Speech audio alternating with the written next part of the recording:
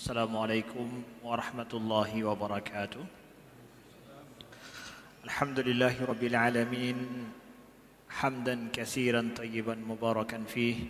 Asyhadu an la ilaha illallah wahdahu la syarika lah wa asyhadu anna Muhammadan abduhu wa rasuluh. Allahumma salli wa sallim wa barik ala sayyidina Muhammadin wa ala alihi wa sahbihi wa sallim. Subhanaka la ilma lana illa ma 'allamtana innaka antal alimul hakim. Allahumma 'allimna ma yanfa'una wanfa'na bima 'allamtana wa zidna ilma. Rabbi shrah li sadri wa yassir li amri wahlul 'uqdatam min lisani yafqahu qawli. Amma ba'du. Para jamaah sekalian yang dimuliakan Allah, ahibati fillah, saudara-saudaraku yang dirindukan Rasulullah sallallahu alaihi wasallam. Alhamdulillah, dengan izin Allah kita diperjumpakan kembali di tahun baru, di awal Muharram tahun 1444 Hijriah. InsyaAllah kita tenggelamnya matahari hari ini masuk kita kepada tahun baru, masuk kita kepada hilal daripada bulan Muharram, 1 Muharram di tahun baru 1444 Hijriah pada malam ini, InsyaAllah ta'ala. Dan kita berdoa, kita diajarkan oleh Nabi kita doa melihat hilal, yaitu Allahu Akbar, Allahumma ahilhu alaina bil amni wal iman was salamati wal islam rabbi wa rabbukallah. Yaitu Allahumma ahilhu alaina, ya Allah tampakkanlah hilal kepada kami dengan keamanan dan dengan keimanan, ya, dengan keselamatan dan juga dengan Islam. Wahai hilal, rabbi wa rabbukallah, sesungguhnya Tuhanku dan Tuhanmu adalah Allah, ya. Kita berdoa diajarkan oleh Nabi ketika melihat hilal itu ada kedamaian di sana, ada iman, ada aman, kemudian ada iman lagi, ya, bil yumni wal iman atau bil amni wal aman. Kita selalu mendoakan keamanan. Jadi rasa tenang, rasa iman yang ada dalam hati kita, kemudian setelah ada aman, kemudian ada iman. Setelah itu ada keselamatan, kesejahteraan, ada Islam. Jadi datangnya awal bulan Hijriah setiap bulan itu Nabi mengajarkan kita untuk meminta kepada Allah rasa tenang, rasa tentram, meminta kepada Allah iman dan meminta kepada Allah Islam. Jadi apa hubungannya antara planet dengan iman kita? Inilah dia. Nabi menghubungkan antara adanya peredaran bulan, pergantian musim, pergantian tahun, itu dihubungkan dengan rasa tentram dan rasa iman, rasa damai. Karena sesungguhnya keimanan itu akan tumbuh subur di masa damai dan masa sejahtera dan tentram. Kita selalu berubah waktu, berubah masa, kita tidak menginginkan adanya kekacauan, tidak menginginkan adanya sesuatu yang mengkhawatirkan. Yang kita harapkan, kita inginkan adalah apa? Adalah rasa tentram, rasa damai, rasa aman. Inilah doanya diajarkan Nabi kita sallallahu alaihi wasallam. Mari berubahnya musim, berubahnya masa, bertambahnya tahun, kita selalu meminta kepada Allah bertambah pula rasa ketentraman, bertambah pula iman dan Islam kita. Nah, Bapak Ibu sekalian yang dimuliakan Allah. Kemudian kita juga harus sadar kalau seandainya umur kita bertambah.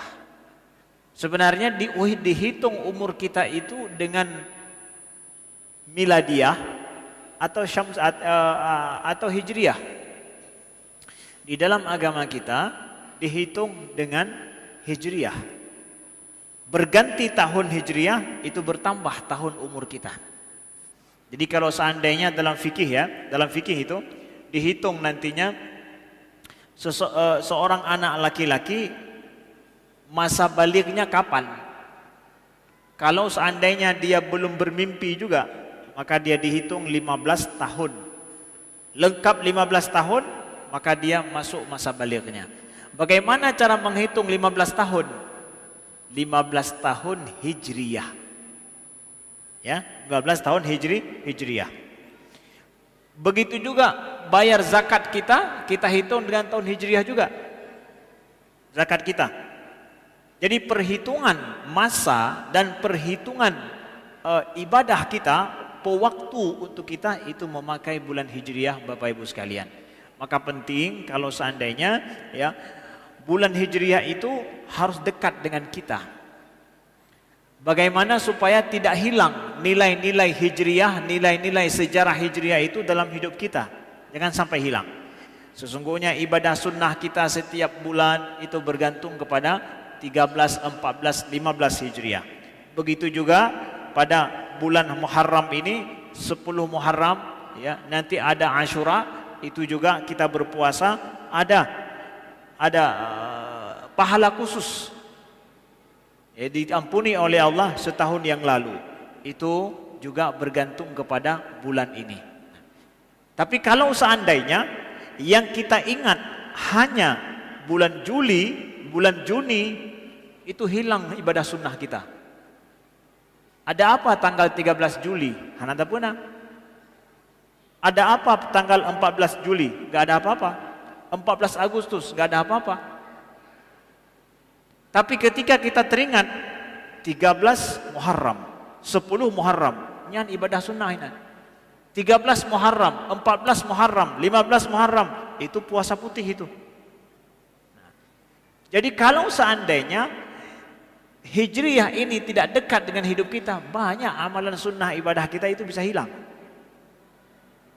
Maka salah satu cara kami mungkin mengusulkan supaya bapak-bapak, ibu-ibu, saudara-saudara kami yang mungkin dia memiliki entahkah pekerjaan berupa mungkin perusahaan atau ada mempekerjakan orang, membantu orang lain yang memberikan upah dan gaji setiap bulan.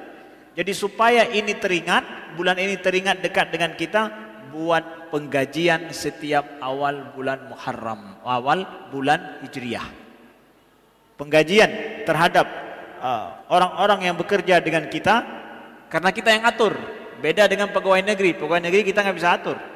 Tapi kalau kita mempekerjakan orang, bayar gaji mereka, bayar upah mereka setiap awal bulan Hijriah. Untuk apa? Supaya kita teringat akan bulan ini. Dan begitu juga pegawai kita atau orang yang bekerja dengan kita akan lebih senang dapat gaji di awal bulan Hijriah. Kenapa? Harinya lebih sedikit. Dia nggak ada 31, nggak ada 31 dia. Dalam setahun juga waktunya lebih pendek, lebih dekat. Dan perhitungan tahun dalam Islam itu juga menghitung dengan Hijriah, Bapak Ibu sekalian. Nah, ini mungkin sedikit kami sampaikan 2 poin di awal untuk supaya kita pahami betapa pentingnya kita mengingat bulan Hijriah. Selanjutnya, saudaraku yang dimuliakan Allah, sedikit kita belajar tentang bagaimana kisah hijrah Nabi sallallahu alaihi wasallam, apa inspirasi kehidupan yang perlu untuk kita amalkan dalam kehidupan kita sehari-hari saat ini. Sesungguhnya sejarah hidup Nabi itu semua adalah sejarah hidup manusia yang harus kita ambil pelajaran dari situ. Karena tidak ada makhluk yang terbaik di atas muka bumi ini yang menjalani sejarah kecuali Nabi sallallahu alaihi wasallam. Hamba Allah, makhluk Allah yang terbaik, hamba Allah yang terbaik yang menjalani sejarah kehidupan. Maka apa saja yang dialami oleh Nabi kita itu adalah sejarah bagi semua manusia. Sejarah bagi kita juga, sejarah bagi kita pengikut beliau. Lebih-lebih lagi ya. Coba bayangkan Bapak Ibu sekalian, Rasulullah sallallahu alaihi wasallam, kita tahu bahwa masa beliau di Mekah masa yang sangat pahit bersama dengan para sahabat. Kalaulah kita bayangkan ya, Rasulullah diutus di Mekah, dan Mekah itu adalah bumi Allah nomor 1, termulia, paling mulia bahasanya. Itu adalah rumah, di situ ada rumah Allah yang disucikan. Semua kita menghadap ke arah sana. Maka sangat pantas Rasulnya untuk diutus di Mekah juga, di tanah yang paling suci. Tapi Islam mendapatkan penantangan paling kuat di awal, sejak awal-awal masanya justru di Mekah. Seakan-akan bahwa kita lihat Mekah itu pada saat itu seperti nggak terima Islam, nggak menerima wahyu Allah, nggak menerima Nabi yang diutus oleh Allah Subhanahu Wa Taala. Di samping lain kita lihat di Mekah itu Nabi adalah orang yang paling mulia dan mereka meyakini Nabi orang yang paling baik. Al-Amin bahkan. Al-Amin. Itu Nabi dalam hijrah beliau suruh tidur di tempat tidur beliau Ali bin Abi Thalib. Salah satu tugas Ali bin Abi Thalib itu apa? Tugas beliau adalah untuk mengembalikan amanah-amanah, titipan-titipan orang Quraisy yang ada di rumah Nabi sallallahu alaihi wasallam. Orang Quraisy yang membenci Nabi, barang-barang yang berharga bersama mereka itu mereka titipkan pada Nabi Muhammad. Kenapa? Karena kalau dititipkan pada Nabi Muhammad itu yakin tidak akan hilang dan mereka bisa ambil kapan saja. Nabi berangkat hijrah itu Nabi amanahkan kepada Ali bin Abi Thalib balikkan kembali semua amanah-amanah dan titipan-titipan orang Quraisy walaupun mereka enggak beriman dengan Nabi Muhammad. Karena ini amanah, Nabi suruh balikkan pulang. Balikkan kembali. Amanahnya Nabi SAW, orang terbaik, mereka percaya itu. Ini kan aneh, kita lihat. Pada saat Nabi di tempat orang yang paling percaya pada beliau, dan kita dapatkan orang yang menantang beliau itu, menantang Islam itu ternyata adalah orang-orang yang dekat dengan Nabi juga. Dari keluarga Nabi juga ada. Ini pelajaran bagi kita semua. Bahwa kadang kita membawa kebaikan, kita tidak mendapatkan orang yang menghargai kebaikan kita, walaupun dari orang dekat. Apa sikap kita? Apakah kita akan menuduh bahwa memang mereka ini tidak becus mendapatkan kebaikan? Apa yang akan terjadi dengan kita? Kita akan selalu menyalahkan orang gara-gara mereka tidak mau menerima kebaikan kita. Atau selanjutnya kita akan berhenti berbuat kebaikan. Gara-gara apa? Semua orang menantang dan memusuhi saya gara-gara saya mengajak pada kebaikan. Sekantor ini semua membenci saya. Kenapa? Karena saya mengajak kepada kebaikan. Sekantor semuanya. Saya kerja di kantor itu, saya mengatakan yang benar, mengajak kebaikan, sekantor itu membenci saya. Apakah saya akan duduk menyalahkan orang kantor itu semua, atau saya bersikap mengatakan bahwa saya harus berhenti mengajak kepada kebaikan? Kenapa? Mereka memusuhi saya gara-gara saya ngajak pada kebaikan. Ayo belajar dari Nabi kita Muhammad sallallahu alaihi wasallam.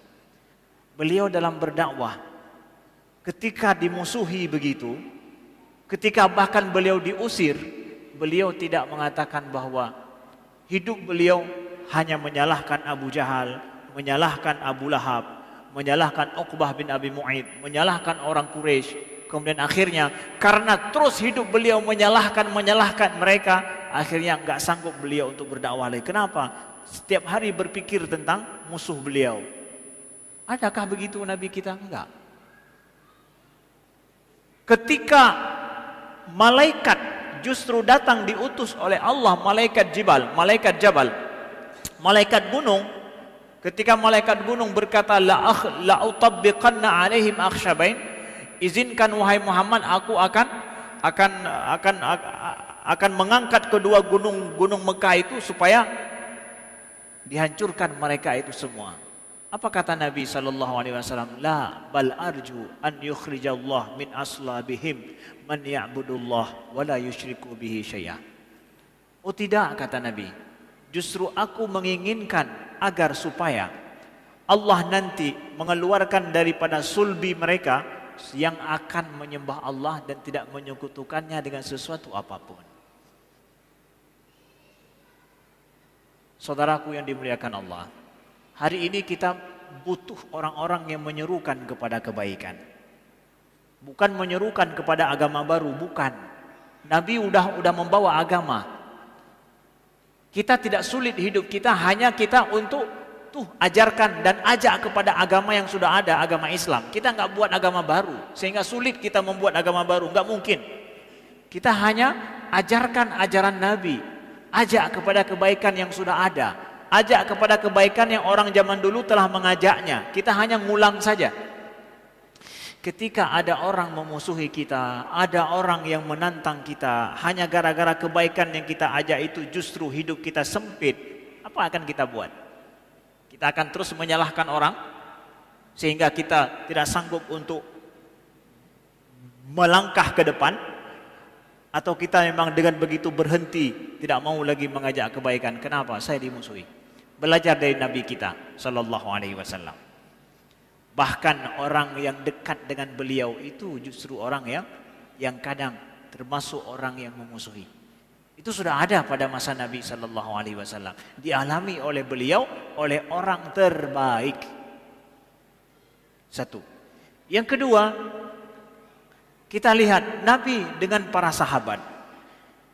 Mereka ketika berangkat untuk berhijrah, rata-rata mereka berangkat adalah dengan sembunyi-sembunyi. Sembunyi-sembunyi berangkat hijrah.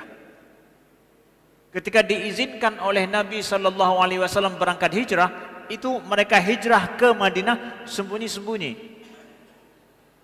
Kira-kira kalau orang hijrah sembunyi-sembunyi bisa bawa harta benda enggak? Kalau hari ini saya bisa bawa uang saya sebanyak-banyaknya, hanya cukup dengan satu kartu ATM atau dalam HP sudah ada. 1 miliar uang nampak dalam HP ini, enggak ada masalah. Kalau dulu makin punya banyak harta, ingin hijrah sembunyi-sembunyi, gimana? Gimana caranya? Hijrah harus sembunyi-sembunyi, harta banyak mau dibawa gimana? Semakin banyak harta semakin enggak bisa sembunyi.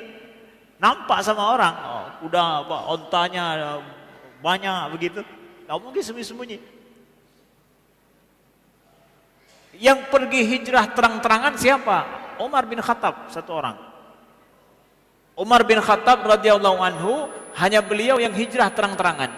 Dan sebelum beliau hijrah, beliau kasih kabar lagi pada orang Mekah. Ada satu orang Quraisy itu yang memang bahasa orang Aceh radio Muigawa. Radio Migau, punya gedepu tabu haba, habis kepegah bantawanya. Ya, radio bergigi ya. Jadi dia ini yang paling vokal, yang kasih kabar ke banyak orang. Beliau panggil, Sayyidina Umar panggil. Kasih tahu kalau aku telah berhijrah, aku akan hijrah besok hari. Kasih tahu sama orang-orang Mekah semua. Semua orang Mekah tahu kalau Umar akan berhijrah besok.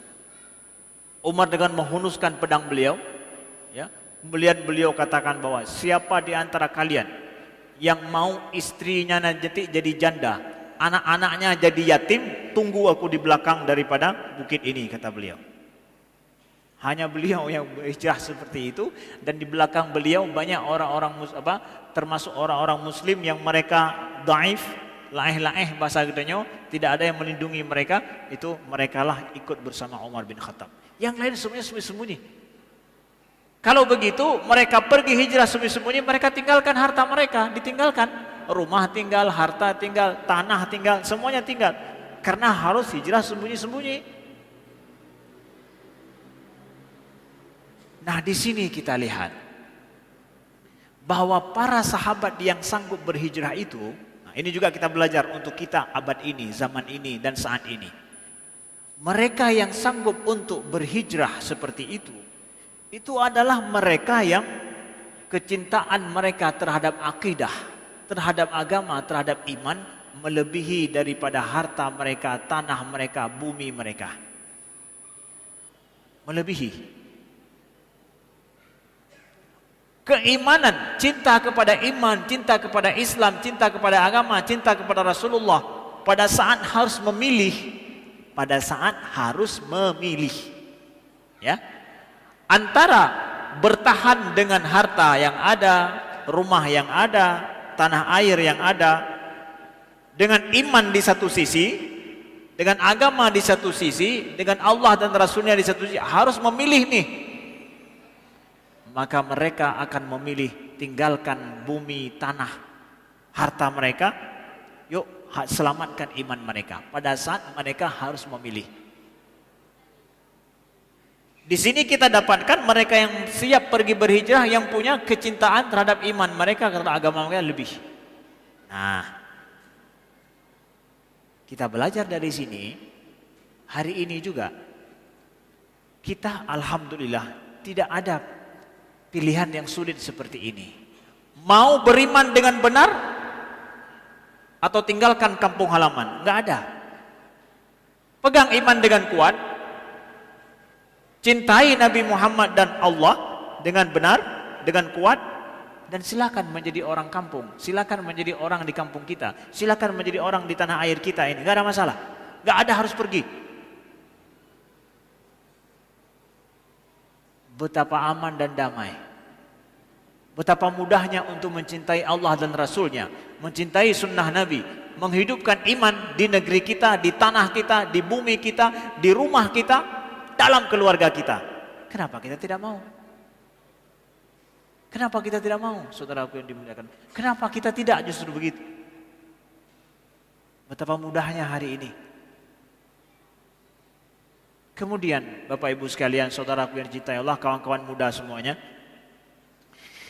di sini juga bahwa ternyata yang nantinya yang mampu untuk menjaga negara, tanah air, itu adalah orang-orang yang mencintai Allah dan Rasul dan mencintai iman mereka, agama kita lebih daripada cinta terhadap materi. Ini para sahabat yang sudah berangkat dari Mekah menuju Madinah. Itu keluar dari negeri mereka. Nabi Muhammad keluar dari negeri beliau. Beliau tinggalkan negeri beliau untuk berangkat berhijrah. Kampung beliau lah beliau tinggalkan. Apakah beliau tinggalkan kampung beliau itu biar saja hancur kampung itu, biar dilaknat oleh Allah karena mereka telah membenci saya, karena mereka telah mengusir saya, sehingga beliau tinggalkan itu, atau beliau tinggalkan demi untuk beliau perbaiki? Beliau tinggalkan untuk bukan supaya negeri Mekah itu hancur lebur, bukan.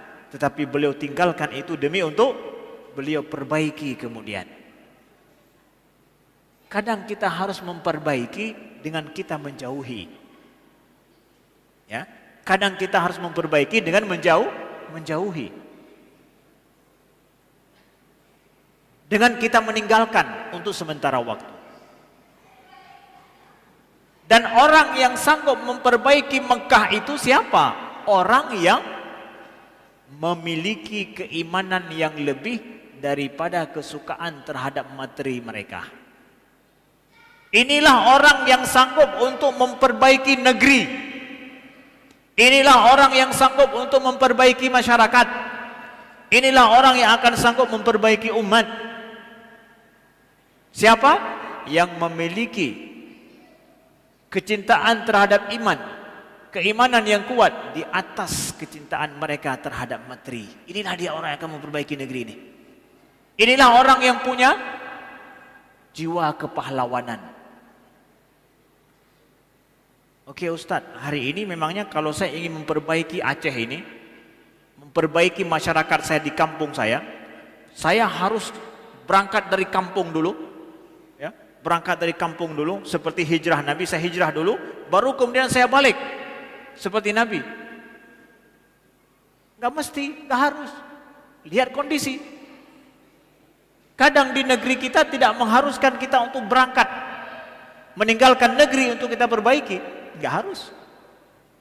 Kadang gak harus. Kondisi berbeda-beda, kondisi bermacam-macam.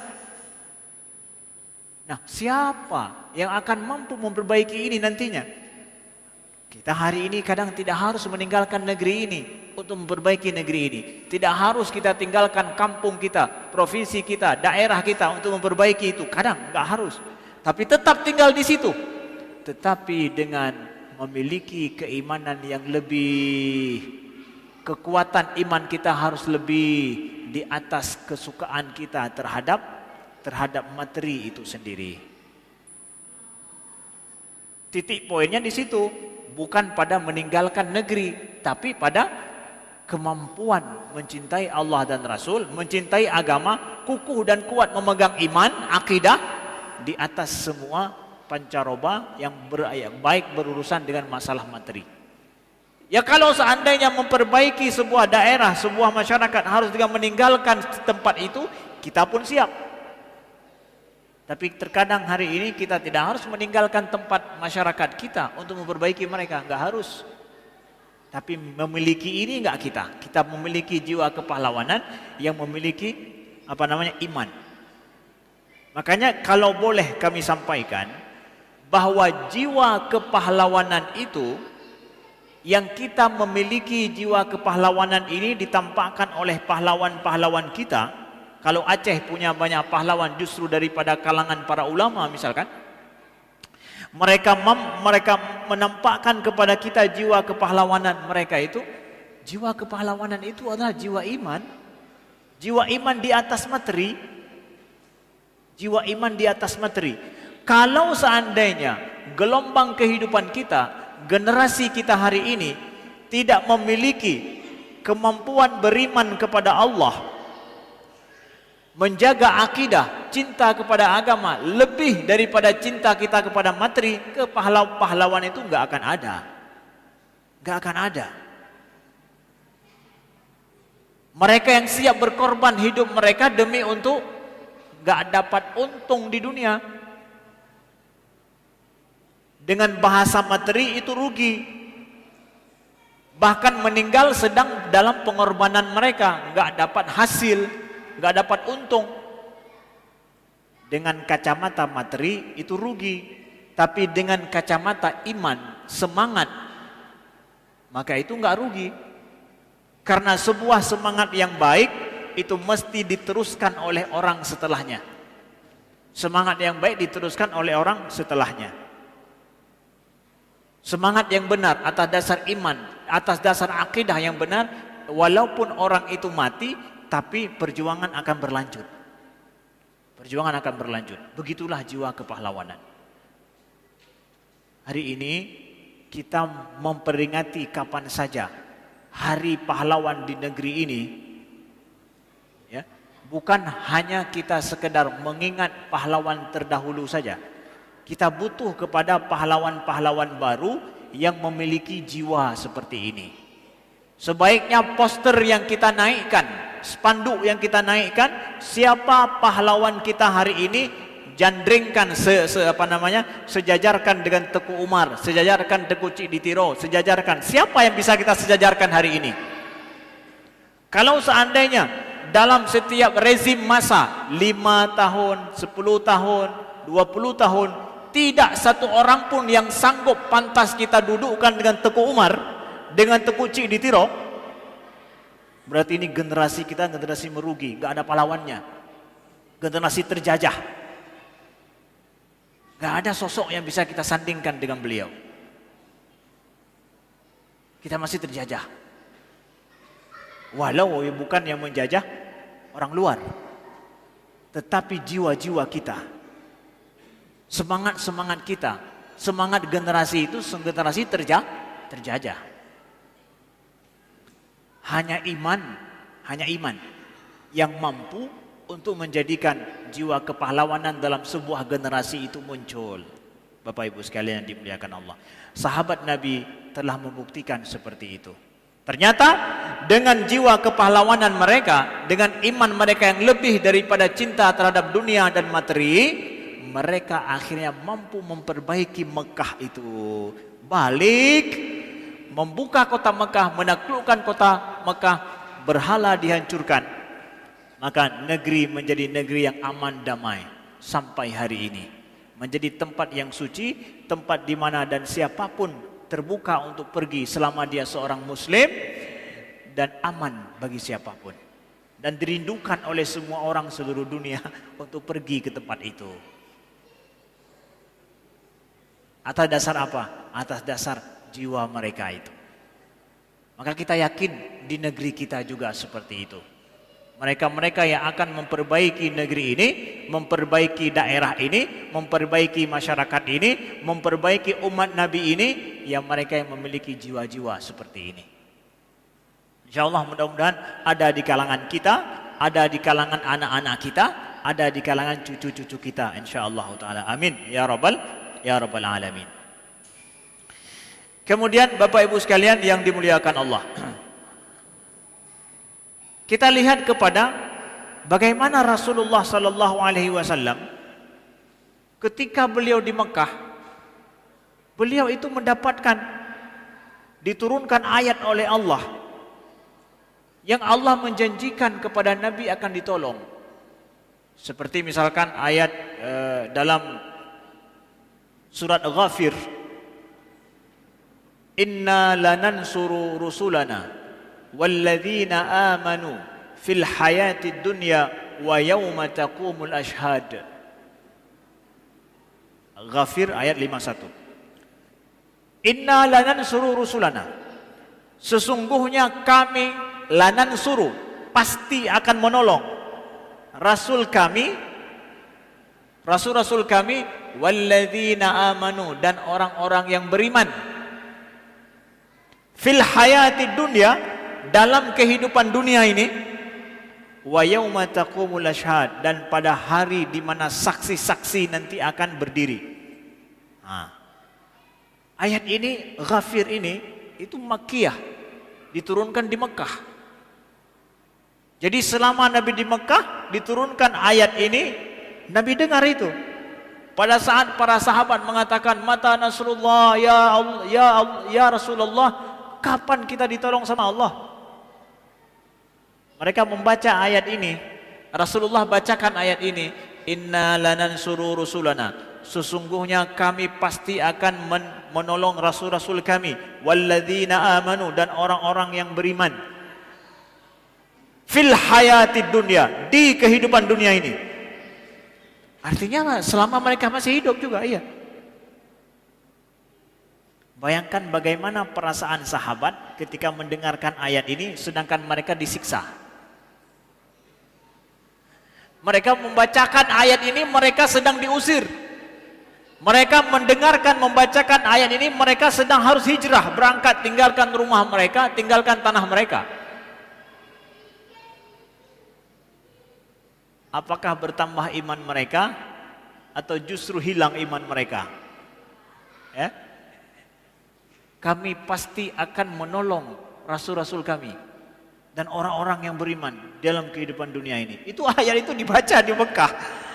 Pada saat para sahabat itu meninggalkan Mekah, pada saat mereka tinggalkan harta benda mereka, harus lari secara sembunyi-sembunyi. Ujian iman enggak itu?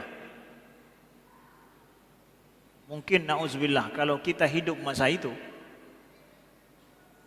Nabi membaca ayatnya, tengah payah tak peluang, kita sedang berlari, pemantang tak iman dengan Al-Quran, masih beriman kita dengan Allah.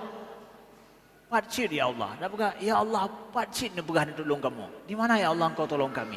Kami ini harus lari. Rasulmu juga harus berangkat ke Madinah, tinggalkan negeri mereka. Padahal ini adalah negeri yang paling suci. Allahu Akbar. Tapi tidak ada para sahabat yang mendengarkan ayat ini, mereka harus berangkat hijrah, mereka kafir. Enggak ada, alhamdulillah enggak ada. Kuat iman mereka. Betul tidak Allah menolong mereka? Betul. Allah tolong mereka. Allah tolong nabinya, Allah tolong orang-orang mukmin. Walaupun mereka harus seperti itu, Allah tolong. Kapan? Ya enggak sekarang, nanti. Jadi kita mengharapkan pertolongan Allah. Ayat pun telah turun, Allah mengatakan pasti ditolong.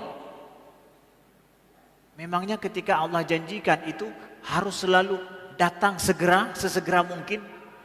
Saya sudah berusaha sejak saya muda dulu, sampai hari ini belum, enggak masalah. Emangnya harus sekarang? Nabinya saja, Nabi Muhammad SAW dan para sahabat ditolong oleh Allah, dijanjikan pertolongan di Mekah. Terjadi di mana? Di Madinah. turun di Mekah terjadi di Madinah. Ada fase waktu. Ada fase waktu yang harus kita lewatkan. Kita juga begitu. Kita ingin perbaikan terhadap masyarakat kita, perbaikan sistem pemerintahan kita, sistem sosial kita, sistem ekonomi kita, sistem semuanya yang lain. Sistem politik kita perlu kepada perbaikan. Pakan le asai uri Islam mandu hanapah. Ya, anda baga. Anda baga asai uri Islam mandu hanapah. Gemai Islam kah hanapah? Lalu kita katakan mana pertolongan Allah? Ya kita aja belum pantas ditolong. Orang yang istiqamah dengan Islamnya, istiqamah dengan imannya, istiqamah dengan agamanya, istiqamah dengan sunnah Nabi dia jalankan. Ada istiqamah nggak kita? Kalau seandainya harus hijrah, siap nggak kita? Demi kebaikan bagi negeri ini, kebaikan bagi masyarakat kita, siap nggak? Konsisten nggak kita? Nah, maka untuk sebuah pertolongan Allah itu perlu pada waktu. Untuk pertolongan Allah juga perlu kepada orang yang beriman secara benar. Untuk pertolongan Allah perlu kepada orang yang berusaha secara konsisten. Para sahabat begitu. Mereka mendapatkan pertolongan Allah, dapat janji Allah itu terbukti, dijanjikan di Makkah, terwujud di Madinah. Setelah waktu, fase waktu, kemudian pribadi-pribadi mereka juga adalah orang-orang yang menjaga iman dengan baik. Mereka jaga iman mereka dengan baik. Kemudian konsisten terus mereka dengan perjuangan kebaikan yang mereka bawa dengan cara yang baik pula. Dengan cara yang benar pula, dipandu oleh Nabi sallallahu alaihi wasallam. Jadi pesannya apa? Allah udah janji itu. Allah pasti akan menolong orang mukmin dalam kehidupan dunia ini kapanpun, dimanapun, ditolong sama Allah. Maka sekarang jangan berburuk sangka pada Allah. Kalau seandainya usaha kita, sekelompok kita, sebahagian kita, atau seorang kita nggak dapat pertolongan Allah, belum kita lihat keberhasilan pertolongan Allah, maka kembali kepada dua faktor yang tadi lagi. Apa itu? Waktunya. Apakah waktu sudah berlalu? Kemudian ditambah dengan apa? Apakah pribadi kita ini adalah pribadi yang berhak untuk ditolong? Kemudian perjuangan kita untuk kebaikan itu konsisten atau tidak. Para sahabat telah melakukan itu semua, maka mereka mendapat pertolongan Allah. Maka kita juga, kapan kita mengulangi faktor-faktor tersebut, kita amalkan dalam kehidupan dengan istiqomah dan konsisten, insyaallah ta'ala, itu juga akan terwujud dalam kehidupan, dalam masyarakat kita.